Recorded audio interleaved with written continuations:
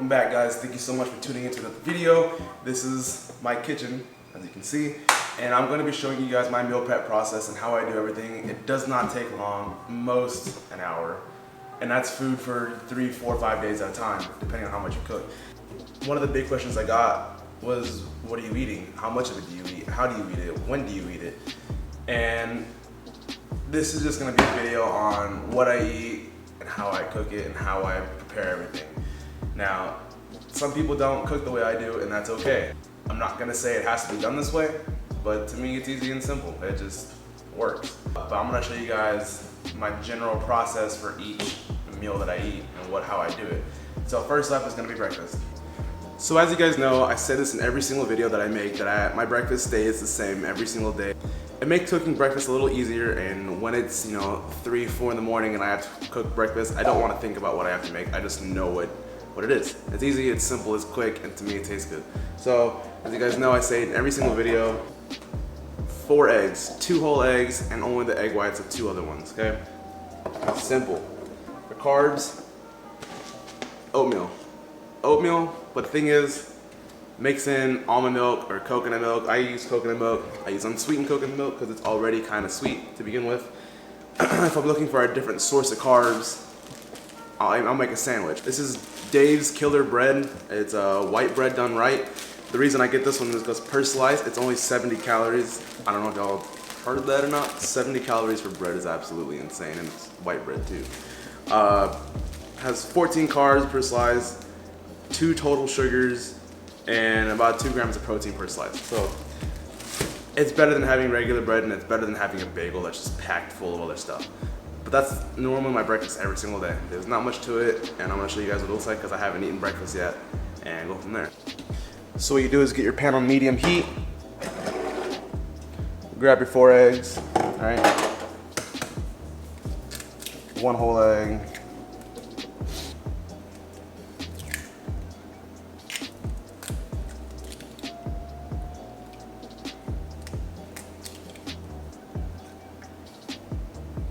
oh, this one kind of broke. 4 whole eggs, or 2 whole eggs, 2 egg whites, okay? I use 3 main ingredients for my eggs: black pepper, Himalayan salt, and onion powder. That's simple, easy, done day. Some non-stick spray. Always use non-stick spray. Less cleanup afterwards. Eggs in, all of it at once. Now we take out my oatmeal. It's been ready. Give it a little mixing. And here is the secret for regular oats, not flavored oats, just regular old-fashioned oats. Some sugar-free syrup. It'll focus, yeah. Sugar-free syrup. This will save your life. Don't add too much of it in there. You don't need a lot of it. It's already super sweet. Now the eggs are almost ready.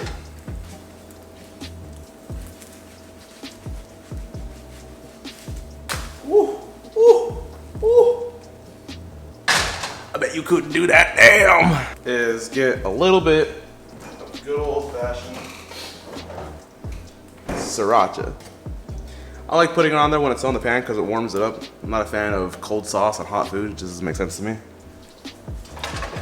Grab your pan, or your pot, your plate. Bada bing, bada boom. You have your eggs and your oatmeal, and that's how I make my breakfast. So now I'm gonna show you guys my lunch, or lunch and dinner. They're both typically the same, just because it makes it easier. I don't like making very extravagant meals because I don't feel like spending hours in the kitchen for unnecessary amounts of time. Now, if you guys do not own an air fryer, I strongly suggest you invest in one. It is useful, okay? I'll throw my fish in here, I'll throw my chicken in here, I'll throw any other kind of whole solid food in there. So what I'm gonna do is I'm gonna show you guys how I guess slap it in there and call it a day. Make it easy on y'all.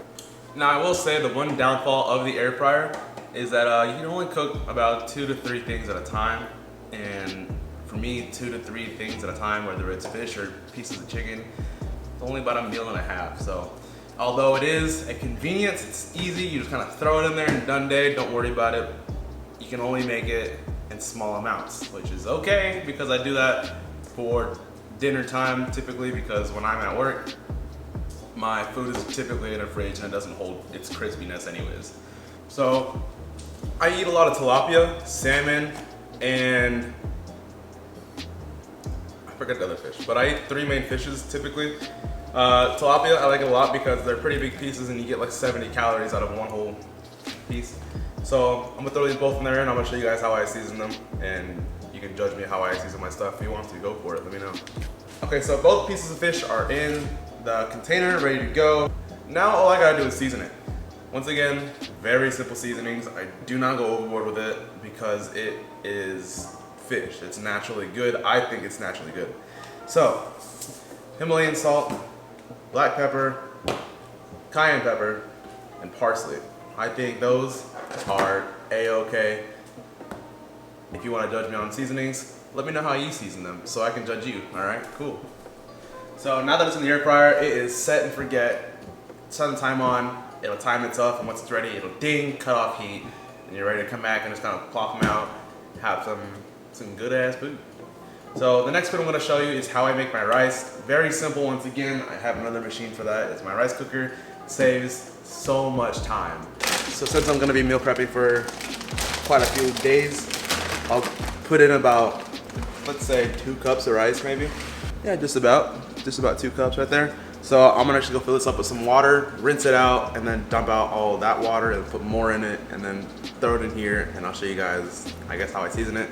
Real simple. Once again, salt, pepper. That's all you need. It's rice. Come on. So now that I rinsed out the rice, put more water in it, it's just simple. Salt, pepper, go into it, and press that button down. Now the next thing I'm gonna show you guys is how I make my veggies, and if you are against buying the frozen bags or you just microwave it, that's great, but I'm not gonna sit around and cut up fresh veggies when I hate eating vegetables anyways. So I'm gonna show you guys how I make it and how I make it in bulk, just so it makes it super simple to get everything cooked and ready to go in a very short time. I'm gonna be throwing in about 2 bags of sugar snap pea stir fry. Simple as that. Just throw it in there and let it warm up, let it cook, do its thing, take it back out, put it in a container. So as you can see, 2 bags of those veggies is plenty.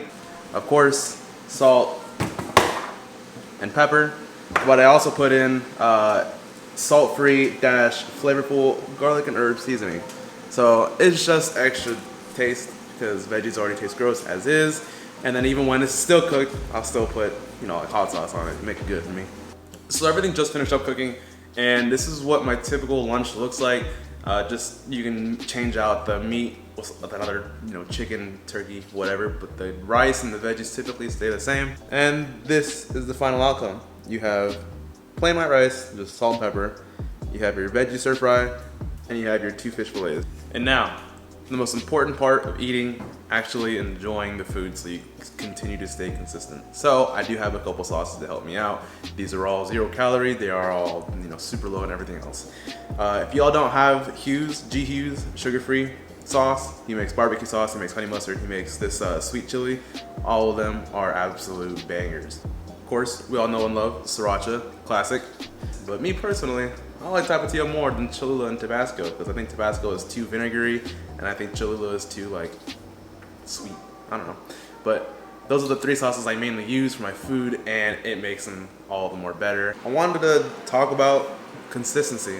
Now, everybody says weight loss is hard, weight loss is, you know, it's difficult. It is to an extent because it all comes back on you and how much do you really want to change yourself. You can bring a horse to water, but you can't force it to drink. You know, you have all the utilities and all the resources you need to do it, so why aren't you doing it? If you want to sit around and complain about I'm fat, or you're sad because you're fat, or you're depressed, or whatever your, you know, cause is, go do it. What are you complaining for? Why are you having excuses to not eat right, to not go for a walk instead of a run, to not just do something that pushes you in the right direction? That's like, that was my biggest thing. And one of the biggest questions was, you know, how did you stay motivated? I stayed motivated because my pants were getting big, because my boobs were going away, because my arm fat was going away. Everything was going away, and I felt so much happier about myself because I don't like being overweight. And that was motivating in itself. And you almost get accustomed to what you have to eat, and you start thinking that, hey, I don't need this ice cream, because if I do, I'm like 3 days behind on working out. Because you're gonna see the numbers. You will see the numbers, trust me. There will be times when you'll eat and you won't see them because your body is already trying to push it out. It doesn't want it. You're so used to eating healthy that it's like a mind trick. It's a habit. You have to eat healthy now, because if you eat bad, you feel bad, mentally and physically. So my biggest thing is consistency, and just finding stuff that you like to eat and as healthy as possible, low calorie, low carb, high proteins. It's just staying consistent and staying motivated by yourself. No one else can motivate you. Now everybody can go on YouTube and watch a video like this, where it's just me telling you, trying to give motivation and how you guys can do it, or watch a purposely motivation video, has like these big old buff dudes or the super slim girls, they're athletes, they're competitors. That's great. But I like seeing the real thing, the real people, the real process.